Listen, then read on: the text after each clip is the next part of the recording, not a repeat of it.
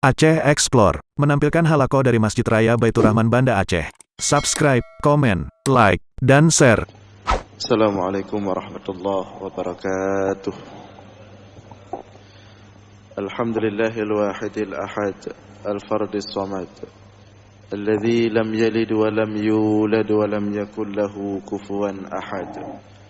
Walladzi laysa kamitslihi syai'un wa huwas samii'ul basir. Allahumma salli wa sallim wa barik ala sayyidina wa maulana Muhammad الذي دعا الناس وأرشدهم إلى توحيد رب العباد اللهم وعلى آله وصحبه أجمعين أما بعد. Puji beserta syukur senantiasa selalu kita persembahkan kepada Allah Subhanahu wa Ta'ala, Tuhan yang esa pada zatnya, yang esa pada setiap sifat-sifatnya, yang esa pada setiap af'alnya. Tidak ada satupun makhluk yang serupa dengannya dalam bentuk apapun. Selawat beriringkan salam juga kita sampaikan kepada baginda Rasulullah sallallahu alaihi wasallam, kepada seluruh keluarga dan sahabat-sahabatnya sekalian. Hadirin jamaah sekalian beserta para pendengar dimanapun berada yang dimuliakan Allah. Kembali kita dalam ulasan singkat tentang ilmu tauhid. Pada subuh kali ini kita akan melihat nilai ketauhidan dalam sebuah hadis sahih yang diriwayatkan oleh Imam Muslim dalam sahihnya. Hadis ini adalah hadis qudsi. Ya ibadi, inni haramtu dhulma ala nafsi wa ja'altuhu bainakum muharrama fala tadhalamu.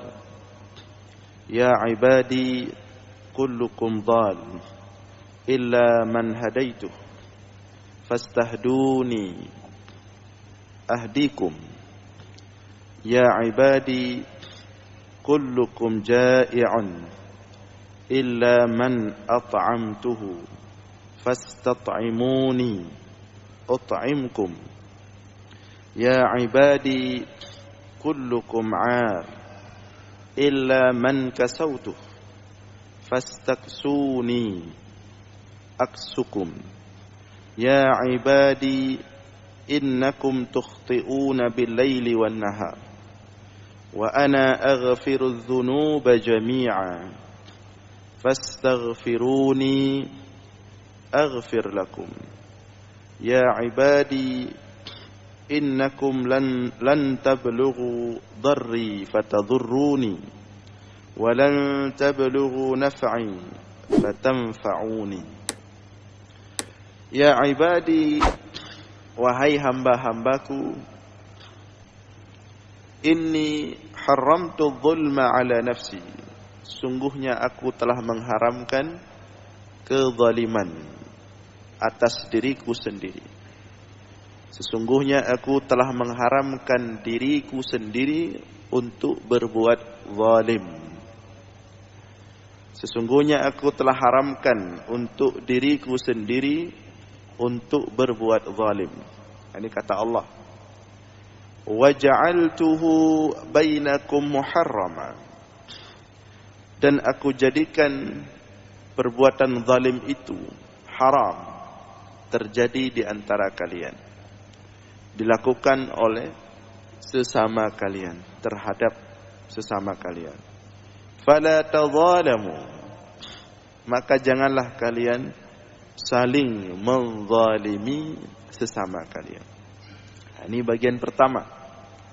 Bagian pertama tentang kezaliman, bahwa sebelum Allah haramkan kita untuk berbuat zalim sesama kita, Allah telah pastikan dulu bahwa dirinya itu tidak akan berbuat zalim.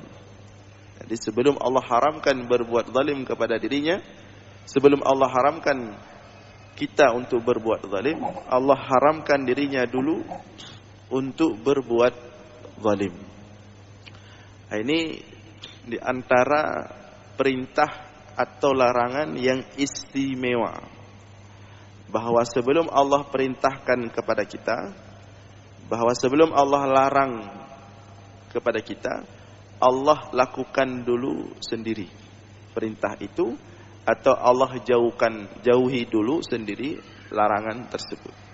Ini menunjukkan ini adalah hal-hal yang istimewa. Seperti misalnya berselawat kepada Nabi Muhammad sallallahu alaihi wasallam.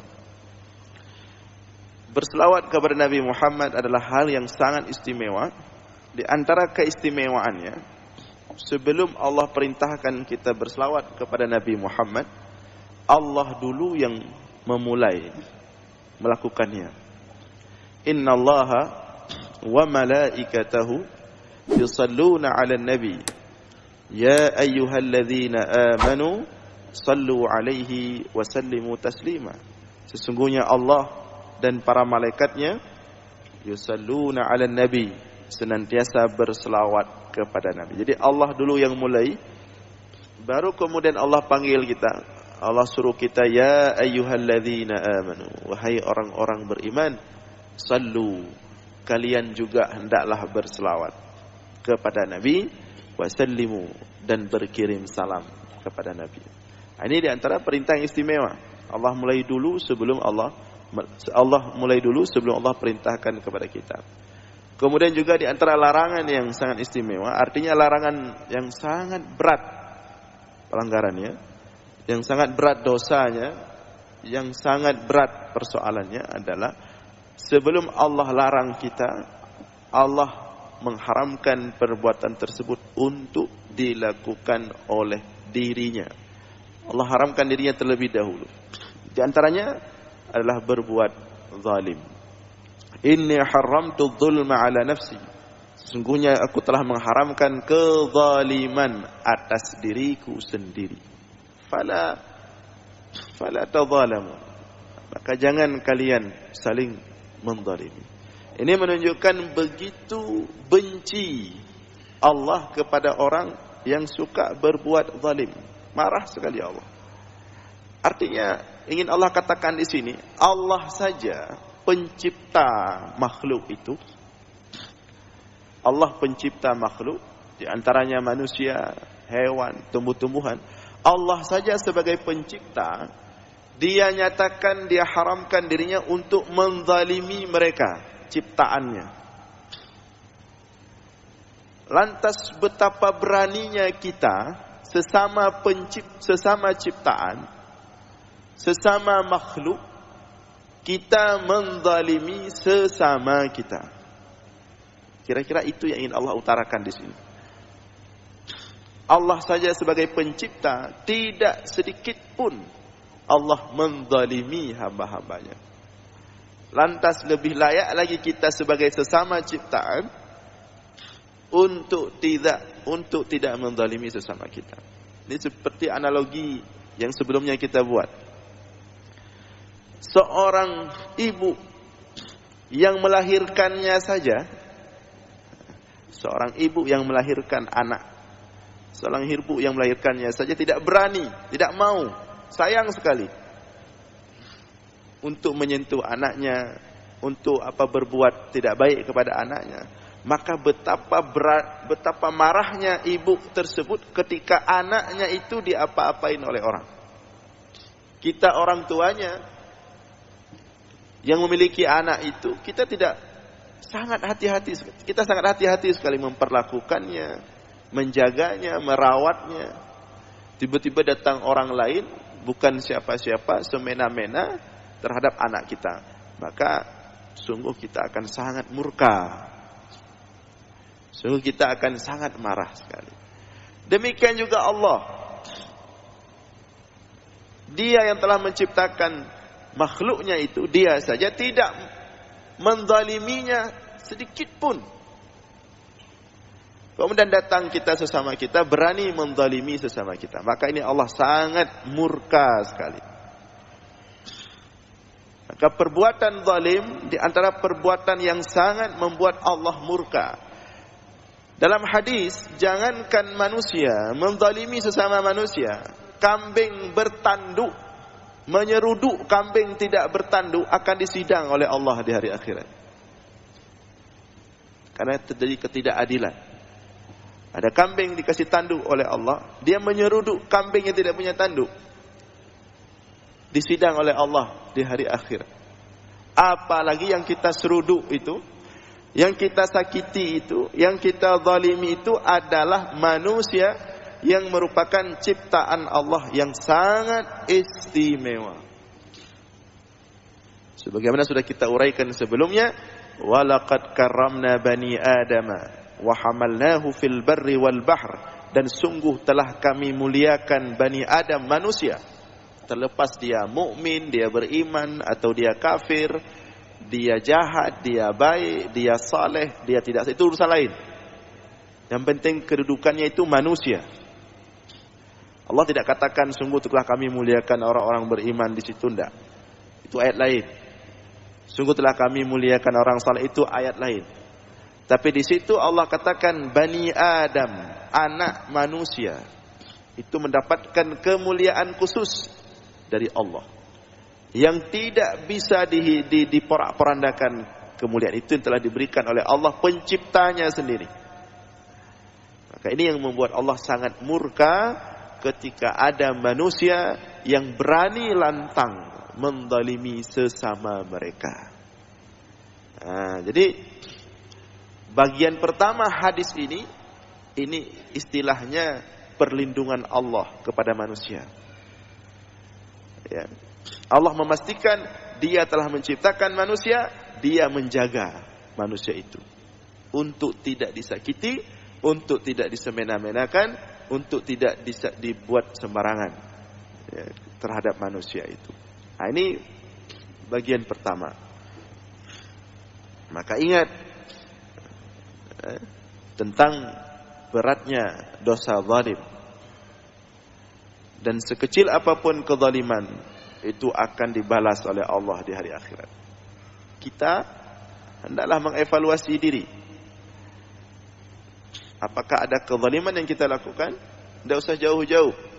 Untuk istri kita dulu, untuk anak-anak kita dulu, untuk tetangga kita dulu, untuk kawan-kawan terdekat, orang-orang terdekat kita. Adakah kita menzalimi mereka?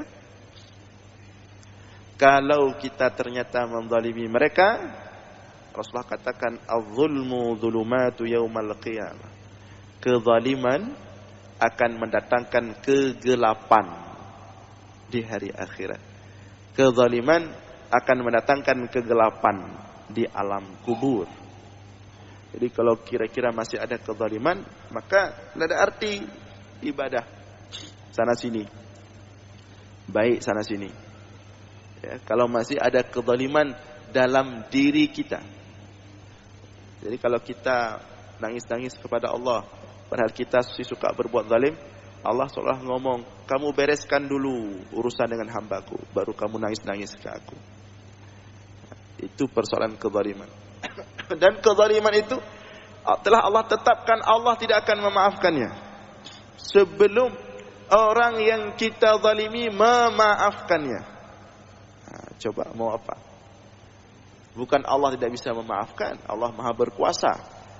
Tapi Allah telah tetapkan kezaliman itu harus dimaafkan oleh orang yang kita zalimi, bukan Allah.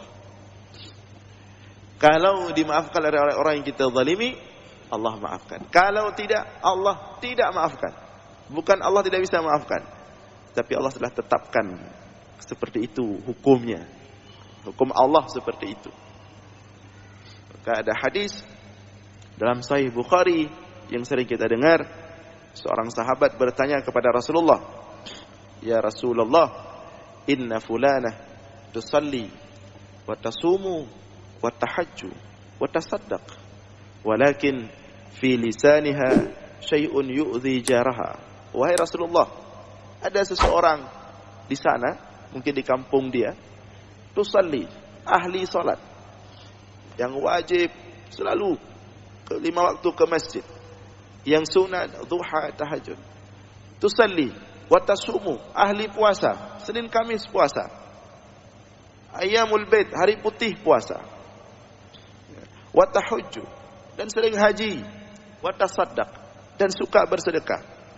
Walakin Akan tetapi fi lisaniha, dia punya mulut, walakin fi lisaniha syai'un yu'dhi jaraha.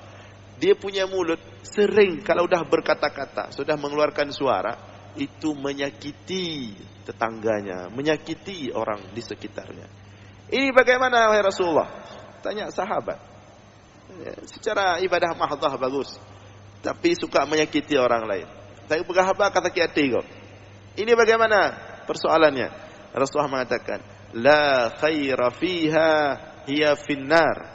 Tidak ada kebaikan pada orang tersebut, meskipun sudah ibadah tadi banyak-banyak. Hiya finnar, dia itu ahli neraka. Maka kalau kita zalim, kita nggak bisa kemana-mana.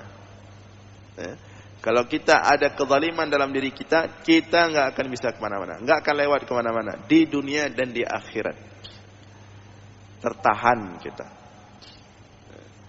Orang yang suka menzalimi orang lain, di antaranya suka ambil uang orang, pinjam, nggak dibalikin. Dari mati sudah Rasulullah menampakkan. Rasulullah itu setiap mau salat, setiap ada orang meninggal, ketika Rasulullah diundang hadir, diberitahukan, Rasulullah datang untuk mengsalatkannya. Tapi sebelum Rasulullah mengsalatkannya, Rasulullah selalu bertanya, apakah dia punya hutang belum dibayar? Apakah dia punya hak-hak orang belum dia tunaikan? Kalau dijawab ada, maka Rasul akan mengatakan, sallu ala mautakum. Kalau ada dan belum ditunaikan, kalau begitu salatlah kalian saja untuk yang mati itu. Saya tidak mau salat. Artinya Rasulullah tidak bisa sholat. Karena kalau Rasulullah sudah sholat, itu pasti diampunkan jenazah itu. Karena doa Rasulullah, sholat Rasulullah pasti memberikan cahaya. Maka kalau ada orang yang belum menunaikan hak-hak sesama mereka, Rasulullah nggak mau sholat. Sholat sendiri saja. Maka ketika itu ya sahabat yang sholat sesama mereka. Jadi persoalan kezaliman ini dahsyat sekali. Maka berhati-hatilah. Kita yang berinteraksi dengan orang sehari-hari, pedagang, dalam berjualan, jangan menzalimi. Berapa keuntungan kita dapat di dunia, nanti akan menyengsarakan di hari akhirat. Demikian juga pembeli. Pembeli juga jangan menzalimi. Karena bukan hanya pedagang berpotensi menzalimi, pembeli juga berpotensi menzalimi. Contoh, Rasulullah mengatakan, rahimallahu rajulan samhan idza ba'a, samhan idza ishtara. Rasulullah mengatakan, semoga Allah merahmati, menyayangi orang-orang yang kalau berjualan samhan, mudah lebih kurangnya. Wa idza ba'a wa idza ishtara, dan kalau dia sebagai pembeli, dia juga mudah lebih kurang, berlapang-lapang. Artinya dua-dua berpotensi menzalimi. Tapi kalau dua-duanya baik mau lebih kurang, maka akan mendapatkan kasih sayang dari Allah. Yang jualan jangan buat harga semena-mena. Yang beli jangan tawar harga sesuka hati semena-mena. Jadi jangan kita berpikir mentang-mentang kita pembeli, kita bisa sembarangan tawar harga. Tidak. Kalau sampai kena pedagang yang dia sudah jualan lama, tidak laku barangnya, datang kita pembeli, ini pembeli zalim ini. Ya. Kita tawarkan dengan harga yang sangat rendah sekali. Sedangkan si penjual, kalau dia tidak jual, dia tidak akan laku, dia akan rugi besar. Sehingga dia berpikir, ya udahlah, rugi sedikit daripada rugi besar tidak terjual. Dia menjual barang itu karena dalam kondisi rugi. Yang itu disebabkan oleh si pembeli yang zalim. Maka pembeli itu juga zalim. Jadi jangan kita pikir mentang-mentang ada ungkapan pembeli itu adalah raja. Mentang-mentang raja bisa sesuka hati minta harga. Anda boleh. Bahwa pembeli itu berpotensi juga menjadi zalim. Banyak sekali pedagang-pedagang kadang-kadang yang harus tutup toko yang bangkrut gara-gara pembeli zalim. Dengan santainya, dengan sombongnya, Dia tawarkan harga barang orang murah-murah. Nah, ini juga pembeli yang zalim. Nah, itu tentang kezaliman. Kemudian Allah mengatakan lagi, melanjutkan, ya ibadi, kullukum dhallun illa man hadaitu fastahduni. Wahai hamba-hambaku, semua kalian tersesat. Illa man hadaitu, kecuali orang yang aku berikan hidayah, petunjuk. Fastahduni, maka senantiasalah minta hidayah, petunjuk kepadaku. Ahdikum, pasti akan kuberikan petunjuk kepada kalian. Nah, di sini Allah menyatakan kepada kita untuk jangan henti-hentinya dalam setiap doa kita minta hidayah kepada Allah, untuk terus diarahkan ke jalan yang benar. Kalau terpeleset, diangkat lagi, dibawa ke jalan yang benar lagi. Kalau sudah oleng, diangkat lagi, diluruskan lagi, minta kepada Allah. Ada sahabat bertanya kepada Rasulullah, wahai Rasulullah, kami sudah berjihad bersamamu, kami sudah berjuang bersamamu, sudah habis-habisan bersama Rasulullah. Ditanya oleh sahabat, apakah itu tidak cukup untuk kemudian menyelamatkan kami di dunia dan akhirat? Artinya begini, para sahabat mempertanyakan, setelah sekian banyak perjuangan kami, pengorbanan kami, amalan kami, apakah itu belum cukup untuk memastikan mati kami dalam keadaan aman? Rasulullah mengatakan, la, tidak cukup. Jadi jangan kita pikir mentang-mentang sudah salat 5 waktu, sudah ikut pengajian sana, pengajian sini, sudah aman. Oh, ini sudah baik saya, sudah saleh. Ini pastilah baik nanti matinya. Oh enggak. Fastahduni, kata Allah. Jangan lupa selalu minta petunjuk, selalu minta hidayah. Apalagi di akhir zaman dengan gempuran berbagai macam pemahaman, aliran, ideologi yang sangat menguji keistiqamahan kita. Mana yang benar, apakah ini, apakah itu? Maka selalulah dalam doa kita untuk minta petunjuk kepada Allah agar selalu dibimbing berada di jalan yang lurus. Dan Rasulullah ajarkan doanya. Di antara doanya, Allahumma inni as'alukal afwa wal afiyah fid dunya wal akhirah. Ya Allah, aku minta kepadamu untuk engkau berikan al-afwa, senantiasa engkau berikan keampunan, dan afiyah. Apa itu afiyah? Selamat iman di dunia dan akhirat. Selamat diri kita daripada fitnah dunia dan akhirat. Kemudian di antara doa Rasulullah yang Rasul ajarkan kepada kita, Allahumma a'inni ala zikrika wa syukrika wa husni ibadatik. Ya Allah, bantulah aku ala zikrika, untuk selalu mengingatmu, wa syukrika, untuk selalu bersyukur kepadamu, wa husni ibadatik, agar selalu mempersembahkan ibadah yang terbaik kepadamu. Jadi itu jangan lupa, kita selalu berdoa seperti itu, untuk kita tidak merasa suci, tidak merasa sudah baik, tidak merasa lebih baik, tidak merasa sombong. Bahwa kita takut kita berpotensi kapan-kapan itu bisa tersesat. Maka minta petunjuk kepada Allah. Kemudian Allah melanjutkan, ya ibadi, kullukum ja'i' illa man at'amtuhu fastat'imuni ut'imkum. Wahai hamba-hambaku, semua kalian itu dalam keadaan ja'i'. Apa ja'i'? Ja'i' artinya lapar. Illa man at'amtuhu, kecuali orang yang aku berikan makan. Fastat'imuni ut'imkum, maka senantiasalah selalu meminta makan kepadaku. Ut'imkum, pasti akan kuberikan kalian makan.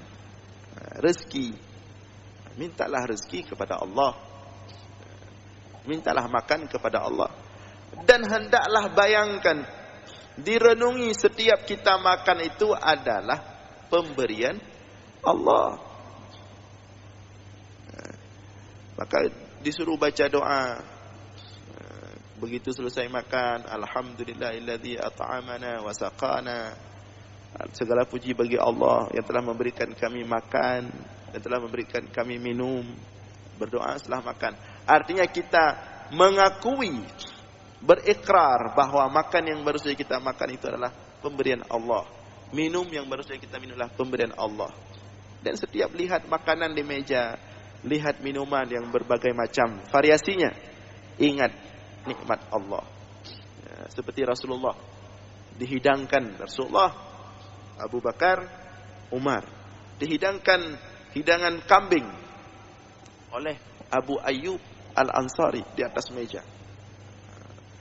Kondisi ketika itu sedang lapar. Rasulullah sedang lapar, Abu Bakar sedang lapar, Umar sedang lapar. Lapar sekali. Tiba-tiba dapat hidangan dari Abu Ayyub Al-Ansari. Begitu dapat hidangan, Rasulullah sedih. Rasulullah sedih. Sebelum Rasulullah makan, Rasulullah bertanya kepada Abu Ayyub Al-Ansari, "Wahai Abu Ayyub, ini hidangan enak sekali. Bolehkah aku minta sedikit untuk aku bawa pulang, dimakan sama Fatimah? Sesungguhnya Fatimah belum makan beberapa hari." Yang pertama, begitu ada makan, jangan langsung main santap terus lupa diri. Rasulullah ingat anaknya yang belum makan. Kita juga seperti itu, ingat apakah anak kita sudah makan, istri kita sudah makan, orang-orang susah yang kita kenal sudah makan seperti enaknya makan kita. Begitu kita mau ada duit, ada makanannya. Rasulullah ingat anaknya dulu. Apakah engkau izinkan aku bawa nanti sedikit makanan ini untuk anakku Fatimah? Dia sudah tidak makan beberapa hari. Ketika itu Abu Ayyub terperanjat. Abu Ayyub langsung mengatakan, "Iya wahai Rasulullah, akan saya antarkan ke sana." Langsung dibungkus, diantarkan ke rumah. Kemudian Rasulullah baru makan. Ketika makan itu Rasulullah mengatakan, "La tus'alunna an hadza yaumal qiyamah." Rasulullah ingatkan para sahabat Abu Bakar, Umar, ketika itu sedang lapar mau makan, Rasulullah mengatakan, "La tus'alunna an hadza yaumal qiyamah." Sungguh kalian akan dipertanyakan oleh Allah di hari akhirat terhadap makanan yang enak ini. Jadi kalau kita ngopi pagi, kalau kita makan siang, sore, malam, itu ingat Allah, bahwa makanan itu adalah dari Allah. Dan senantiasa minta kepada Allah untuk diberikan makan. Jangan merasa sombong, merasa mampu beli, merasa mampu mendapatkan makanan, kemudian tidak minta lagi kepada Allah.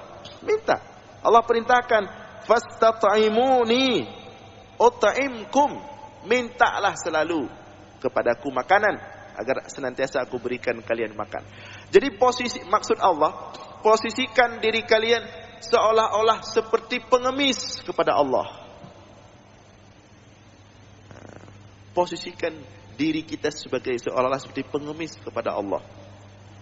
Walaupun mungkin kita bisa membeli apapun, berangkat dari sini kita punya uang banyak, beli ini, beli itu, makanan ini, makanan itu, kita makan, kita bawa pulang. Tapi berdoa setiap subuh, setiap selesai sholat, "Ya Allah, berikan aku makan, ya Allah." Walaupun kita sudah yakin kita mampu beli, tapi Allah perintahkan, "Fastat'imuni."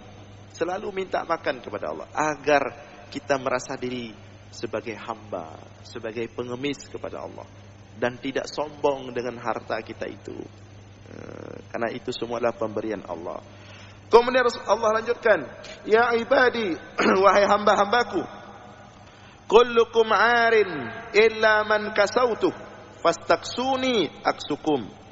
Wahai hamba-hambaku, kullukum 'ar, semua kalian adalah telanjang. Fas illa man kasautuh, kecuali orang yang aku berikan pakaian. Fastaksuni aksukum, maka mintalah pakaian kepadaku, akan kuberikan kalian pakaian. Ini maksudnya apa? Pada hakikatnya kita ini semua penuh dengan aib yang kalau Allah buka itu tidak sanggup orang lihat kita. Ini kalau Allah buka aib kita semua, tidak berani kita ke masjid raya ini. Malu, menjijikkan. Itulah hakikat kita sebenarnya. Tapi kenapa orang mau melihat kita dengan pandangan ridha, pandangan suka, pandangan senang? Itu karena Allah tutup aib kita. Jadi hakikat kita itu telanjang.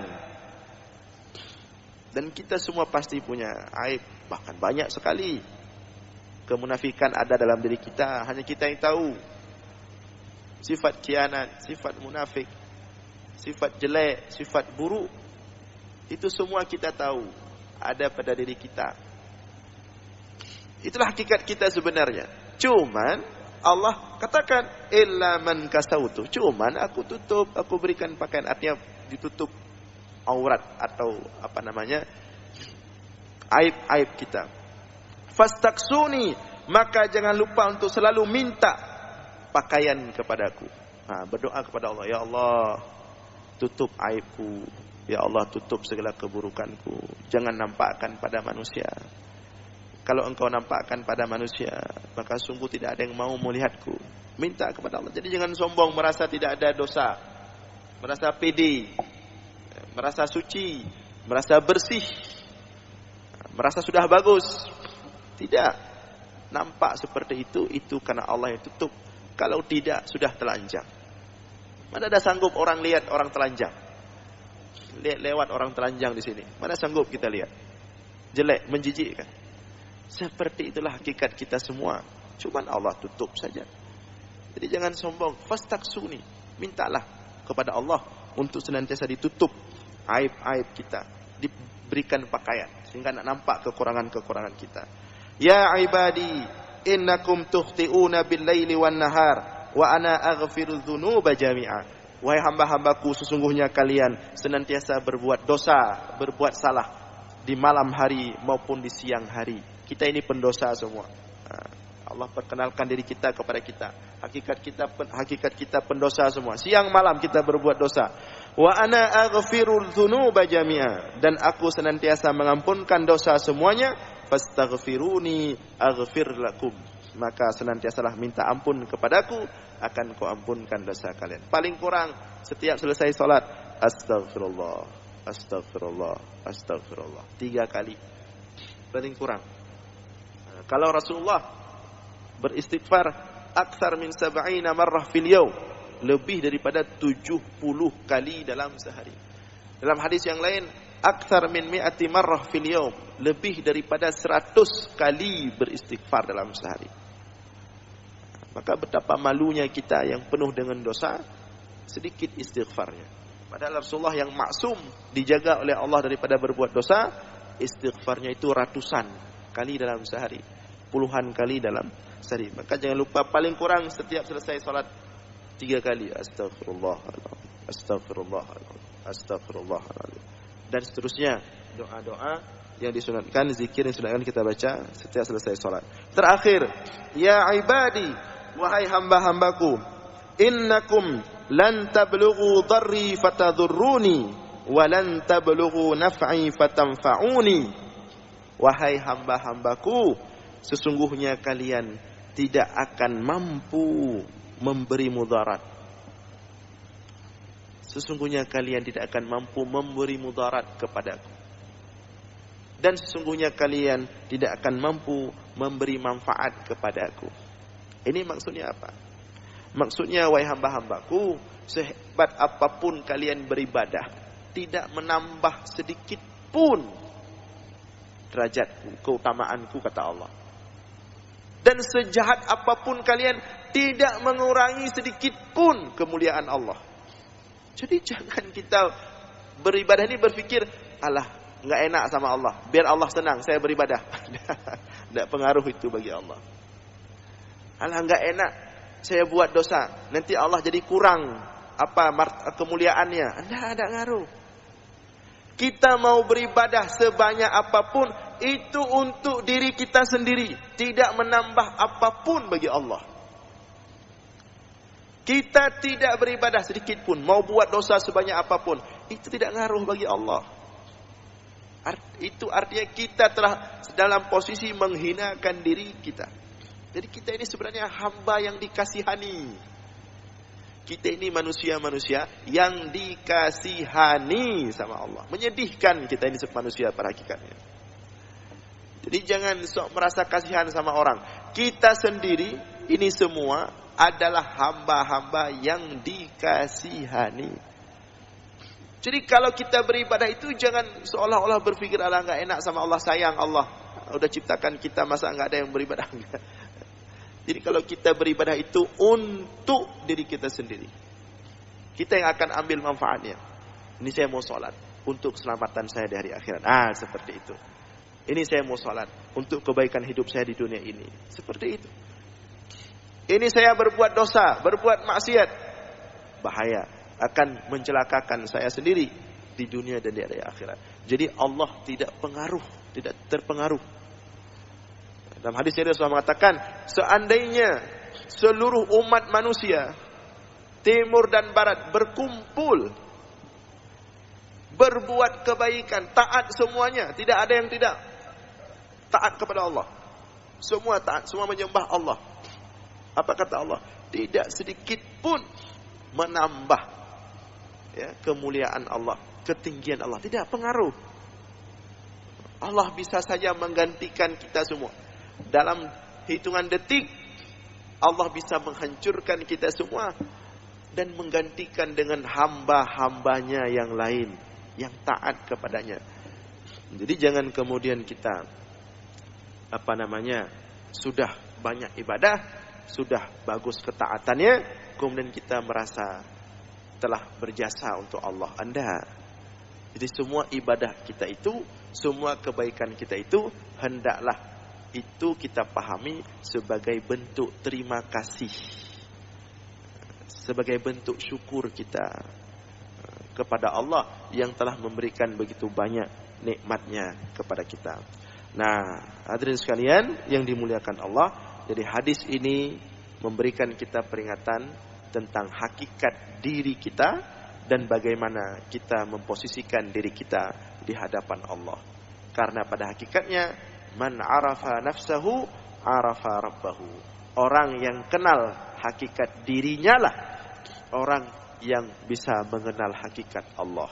Orang yang tidak kenal hakikat dirinya, dia tidak akan bisa mengenal Allah dengan baik. Jadi hadis ini ingin memperkenalkan kita tentang hakikat diri kita. Dengan seperti itu kita akan semakin mengenal Allah dengan baik. InsyaAllah kita lanjutkan subuh Jumat yang akan datang. Demikian untuk subuh ini, mudah-mudahan ada manfaat. Aqulu qawli hadza wastaghfirullah li wa lakum.